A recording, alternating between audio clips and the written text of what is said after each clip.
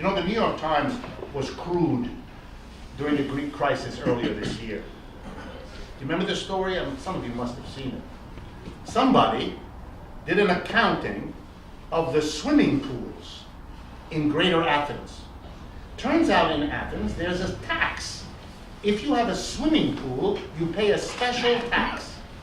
So somebody went to the government office in Athens and thought, wow, 6,000 swimming pools are listed there and they pay tax. Then they did an aerial survey and they found 84,000 swimming pools in the air. They don't pay the tax. Everybody looks the other way. You give €6 to the right person and you don't have to pay the tax.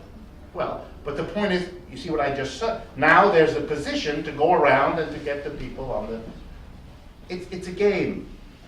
And it's a very dangerous game for wealthy people to keep evading this. That puts them in an adversarial position against the government that they never, ever want to be in. So that, yeah, they could try to escape, but they are setting in motion now a very dangerous game in which they become political pariah because they are pinpointed for what they're doing. Certain of them will be caught. They'll be hung out to dry. Very, very dangerous. Very, very dangerous. And many wealthy people, to avoid all of that, will pay the tax. And remember, you're increasingly in danger in a world like this where every government is in terrible trouble. Would they pay you a 10% though? That depends. Depends on what they're asked for. How many years would we have to wait to do the next 10% wealth tax? I don't know. It depends on how bad the deficits might otherwise be, what happens to the American economy. No one knows what's going to happen in the future. No, I mean, if we do one, a wealth tax is usually presented as a one-time deal. You can't do 10% every year. Almost all taxes, if you look at their history, were presented as one-time deal. Well, the American income tax was passed in 1910. It at that time hit, I believe, 0.5% the top, and it was defended and voted through the United States Congress on the grounds that the income tax would only ever be a tax of the very, very wealthy. Nobody had to worry. That's how they get passed.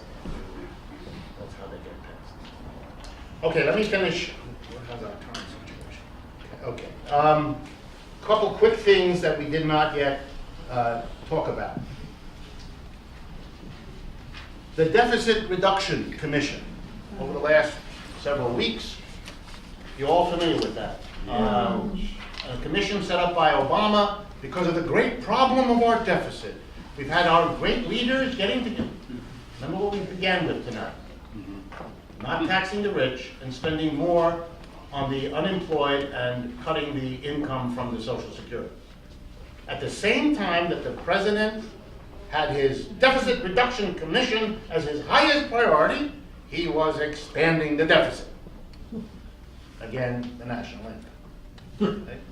In any case, what did the Deficit Reduction Commission do? Very interesting. They didn't have such interesting ideas about deficit reduction in the immediate term, but they were really more interested in the long term, which is itself sort of strange, unusual. And they wanted to talk about major adjustments to this terrible problem of deficit, whose urgency you can see in terms of what we've already been talking about tonight. Here's what they proposed. One, that the Social Security eligibility would be pushed back 2 to 3 years. So instead of being eligible at 60 for partial and 65 for full, it would be 63 for partial and 67 or 68 for full eligibility, number one. Number two, there would be lower payouts to Social Security recipients than there are now.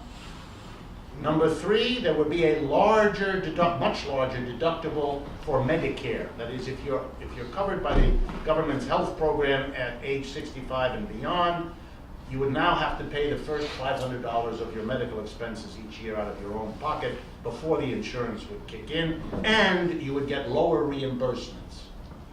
That is, the doctor would be paid less, and you would be reimbursed less. Likewise, cuts to Medicaid, that's the medical care for poor people who don't have any money. Well, you don't need to be a genius to understand that the Deficit Reduction Commission has a clear program. And the clear program is to lower the standard of living of older people. That is the plan for how to do this. We're going to lower the situation of older people. They're going to have to spend more for their medical care. They're going to have to wait longer to become eligible for Social Security, and they're going to get less Social Security when they're older and eligible to get it. Okay, what inference would a reasonable person make from this? Especially at a time when the government is increasing the deficit, so obviously its commitment to deficit reduction is at best ambivalent or mixed. The answer is, this is part of my judgment, it's purely my judgment now, that this is part of a process of accustoming the American working class to a long-term decline in its standard of living. And it is choosing to do that, to begin that, not with a direct assault on the working class, but actually an assault on the older, retired part of the working class, to make it bear the brunt of this. This can be defended on the grounds of not hurting those who are still of working age, not hurting those who are going to work hard, all that kind of stuff. It is taking it out on the older people, and the damage to the younger people will obviously take two forms. One, if your parents are having less help from the government, they're going to turn from more to you. Sooner or later, that's how that works. So the idea that the rest of the people are not going to have to bear the burden of this misunderstands what this is about. This is an assault across the board on the standard of living of the working class. Your older parents are going to need help from you on a scale that you hadn't planned on if you thought about it at all. Second, if older people are going to be required to wait another 2 to 3 years to be eligible for unemployment, it will increase the number of those who do not retire at 65. You mean Social Security? Social Security, sorry. Social Security. Those who don't retire mean they're not opening the job for a young person. At a time of huge unemployment, this is a bizarre step to take. Why? Because it is worsening the unemployment. It is making the young people have a harder time finding a job. The unemployed people have a harder time because you're keeping the older people in their work for more years than you used to. So for a country that's worried about already having a 10% unemployment, you have to scratch your head and, well, why would they do this if it's not good for the unemployment situation, which is urgent, and it doesn't do much for the deficit. By the way, these things are not supposed to kick in for some years to come yet. So you're left with an image of this is all a kind of elaborate governmental theater in which you are accustoming everyone that there's a crisis, that something has to be done about that. By the way, let me remind you, for those of you that don't think like this, 2 years ago, we had an enormous to-do. Some of you must have noticed it in the press. The Social Security system is in chaos. It's threatening to go down. There's an urgent, we must be.